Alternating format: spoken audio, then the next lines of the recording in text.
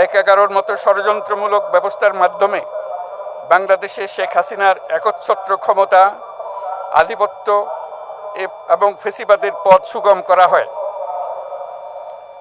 যেহেতু দীর্ঘ 16 বছরের ফেসিবাদী অগণতান্ত্রিক গণবিরোধী শাসন ব্যবস্থা কায়েমের লক্ষ্যে এবং একদলীয় রাষ্ট্র ব্যবস্থা প্রতিষ্ঠার অতি উগ্র বাসনা চরিতার্থ করার অভিপ্রায়ে সংবিধানে অবৈধ অগণতান্ত্রিক পরিবর্তন করা হয়,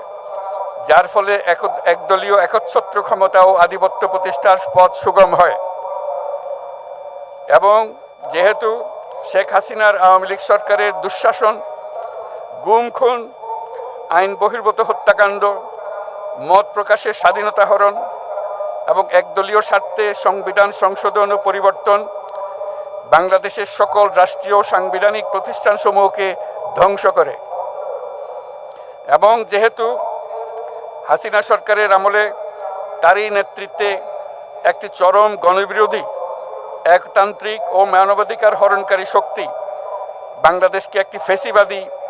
মাফিয়া এবং ব্যর্থ রাষ্ট্রের রূপ দিয়ে আন্তর্জাতিকভাবে বাংলাদেশের ভাবমূর্তি ক্ষুণ্ণ করে, এবং যেহেতু তথাকথিত উন্নয়নের নামে শেখ হাসিনার ফেসিবাদী নেতৃত্বে সীমাহীন দুর্নীতি, ব্যাংক লুট, অর্থ পাচার ও অর্থনৈতিক প্রতিষ্ঠানগুলিকে ধ্বংসের মধ্যে দিয়ে বিগত পতিত দুর্নীতিবাজ আওয়ামী লীগ সরকার বাংলাদেশ ও এর অমিত অর্থনৈতিক সম্ভাবনাকে বিপর্যস্ত করে তোলে এবং পরিবেশ, প্রাণ বৈচিত্র্য ও জলবায়ুকে বিপন্ন করে। এবং যেহেতু শেখ হাসিনার ফ্যাসিস্ট সরকারের বিরুদ্ধে রাজনৈতিক দল,